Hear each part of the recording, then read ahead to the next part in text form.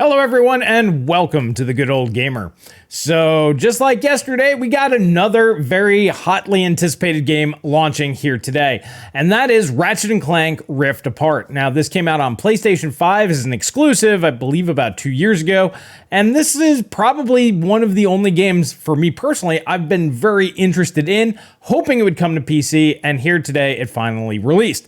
So much like what we did yesterday with Remnant 2, we're going to be using the Ryzen 7 7800X 3D system paired with the RTX 4090, and we're going to see just how this performs on a high-end system.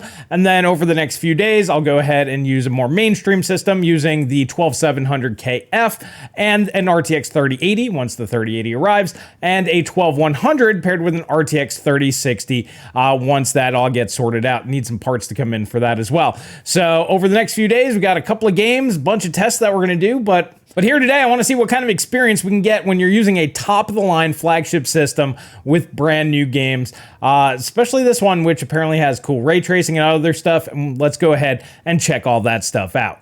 All right, so let's kick things off with settings. We have 4K. We're going to turn DLSS off. This looks just like the Spider-Man menu, which is really nice. I kind of like all the features and everything that they have in here. We're going to disable VSync. We'll leave TAA on for now. Reflex, fine. We got full screen. All right, so we're going to start with very high.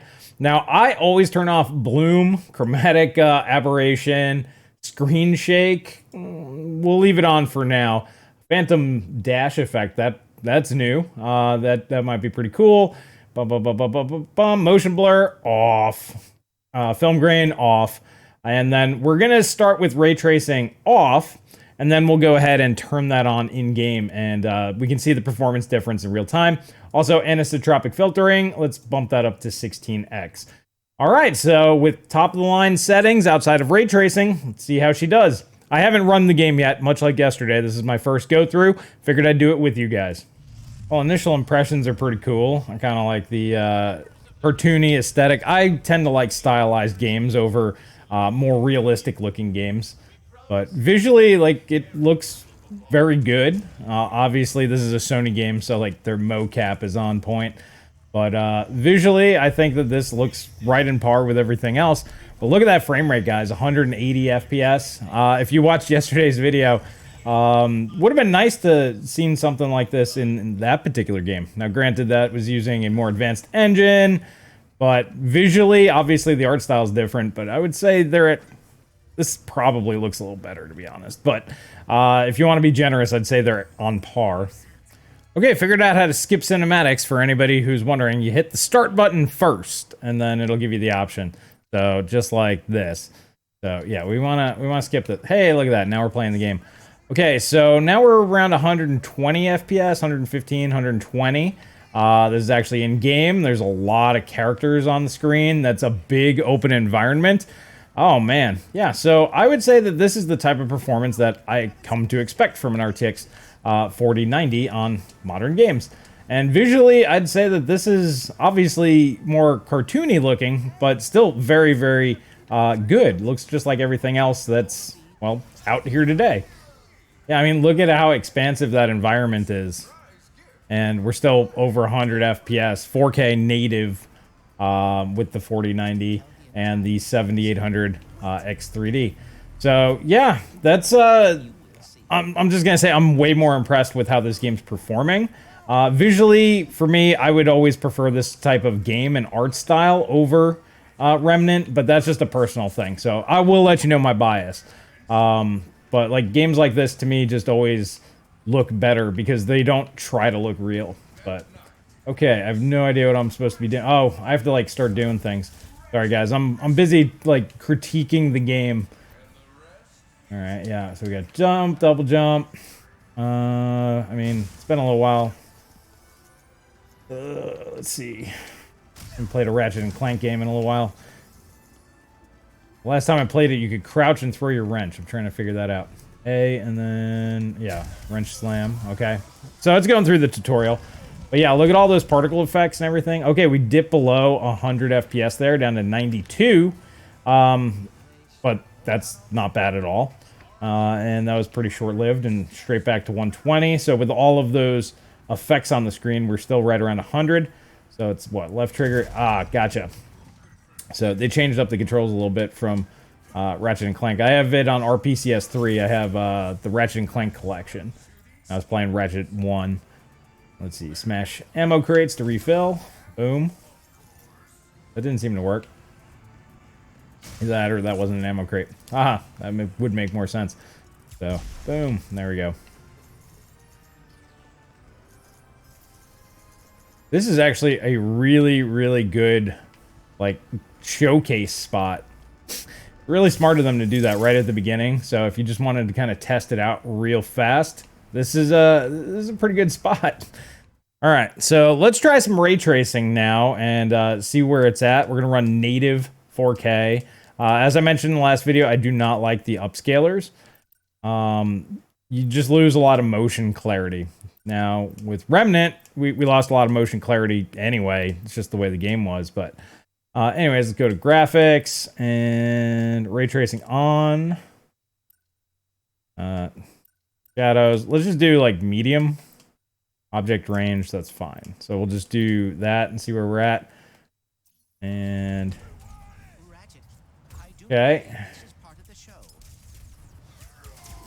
Whack this guy. Whoa, I'm getting shot by the clowns. Oh, let's go for the barrel. Oh, that did not get him. So we're still around, what, 100 FPS? That's not bad, guys. That's pretty good. That's, you know, like Spider-Man. You're mostly CPU bound in that game versus GPU bound, even with ray tracing on. So let's go ahead and crank it up again. Let's do another notch. Graphics. Yeah, that thing. All right, so let's max it out. Very high, very high, very high, maximum. Okay, so let's see how this does now.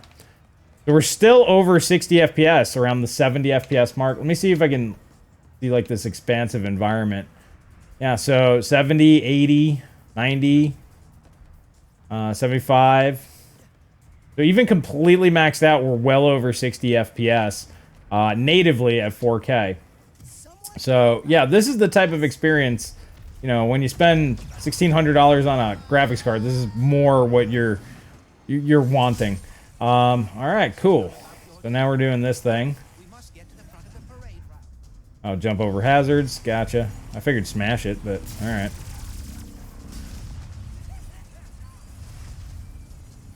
Just feel like I'm going a little slow here. Boom, explosions, fully ray traced, 80 FPS. All right, let's whack these guys. All right. Boom, boom, boom. Oh, that's like an announcer guy. I don't have my headphones on, so I really have no idea what's actually going on here. But yeah, this is exactly the type of game that I expect. I mean, it's a Ratchet and Clank game. Plays like a Ratchet and Clank game. The controls are a little bit different. Yeah, so I'm definitely going to be playing this game over Remnant. I'm not going to lie. This is just more fun to me. Maybe it's because this is like what video games were when I was a kid, and you know, I still enjoy this type of game. Never stopped enjoying it. They just kind of stopped making them there for a little while during the 7th generation, but I'm glad to see that, you know, there's a place for all types of games. But yeah, for me, this is still a very fun type of game. Well, alrighty, guys, I think we have a pretty good idea of how this game runs. It runs very well. Now, granted, this is a top-of-the-line system, so this is kind of how you would expect things to go. But yeah, so I'm going to go ahead and pause it here because I actually want to play the game instead of just, you know, kind of ignoring everything and, you know, just kind of talking into the ether right now for you guys later. So yeah, I'm gonna wrap this up with my final thoughts, and yeah, so there we go, guys. We didn't have to lower any settings, we didn't have to change anything, we just kept cranking up the graphics and the game remained playable.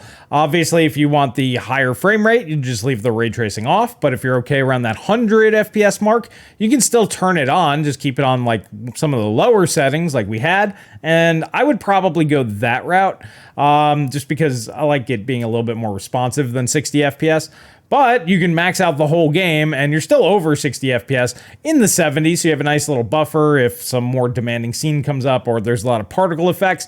It shouldn't tank performance too bad. So yeah, if you are running a top of the line system, this game runs pretty much the way that you want it to. You can crank everything up, put all those sliders to the right, and it works just fine. So this game, it'd be very interesting to see how it scales with more mainstream hardware, which, as I mentioned before, we'll be taking a look at in RTX 3080 and in RTX 3060 here in the coming days once I get some parts in for those systems. So yeah, I'm really enjoying the game. If you want to pick up the game, I could recommend it to anybody who likes a Ratchet and Clank game. I didn't really know what was going on, and to be honest, I wasn't paying that much attention, but because I've played Ratchet and Clank not too long ago, I think I was testing it on RPCS 3 maybe about 2 or 3 months ago. But if you're familiar with those games and you like that style of game, it's the same thing. Controls are a little different, but that's all. And then, yeah, if you haven't played this kind of a game, I would recommend it if you like platformers and action, like third-person action adventure games with a little bit of platforming and some puzzles. This is the type of game for you. I know a lot of people out there, for some reason, are just not into more cartoony type of graphics. I personally like it. I prefer the art style over the whole like hyper-realism thing, because hyper-realism it always falls apart at some point. Whereas if you have something like this, to me, it visually looks better than something like Remnant from yesterday or many of the other, more modern games that are going for that more realistic look. But because it doesn't have to look real, so they can get away with a lot. But the graphics in the game look great. The hair on Ratchet is just absolutely crazy. I remember seeing that for the PlayStation 5, and I was like, man, they're getting like super detailed on these.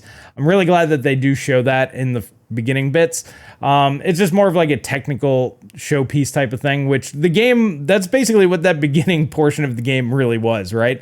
With that big expansive environment, which is great because it lets us know what it is we can expect from this game right off the jump. So yeah, I'm pretty happy with it. I'm excited to play the game some more. I'll keep the, I'll just run the beginning. So this way I'll just make a new save file on the other systems, but I'll actually go ahead and play the game on this one. So alrighty guys, there you go. Hopefully this information is useful to you. If you do have a top-of-the-line system, you don't have to worry about it. This game seems to be fairly well optimized. Didn't see any CPU issues, nothing. There was nothing. It just ran great. So glad to say that here in 2023. So if you want to pick up the game, go ahead and do so. And if you're interested in the specs that I use, they're all listed down below. There's affiliate links if you want to pick anything up here today. If you want to up your game a little bit, you can do so. That also helps support the channel. But yeah, I think that this is going to run pretty well on most hardware. So play it with what you got first before you go ahead and upgrade. So alrighty guys, that's going to do it for me here today. Make sure you hit that subscribe button. Make sure you hit the notification bell. And make sure you subscribe over to the Techonomics podcast. There's a link in the video description for that, where Paul from Not an Apple Fan and I go live once a week on Mondays. I'll be doing a live stream here on this channel on Friday. That's at 4 p.m. Eastern time. I'm in Central time. But I just use Eastern because that's a little bit more standard. But that's every single week, so we'll be doing that. And I'm going to try to get the 7800X 3D video out before that. So that might be early on Friday. So once again, make sure you hit that subscribe button. You don't want to miss out on all of that. So, alrighty guys, that's it for me here today. Hope you guys have a great day, and I will catch you guys in the next video.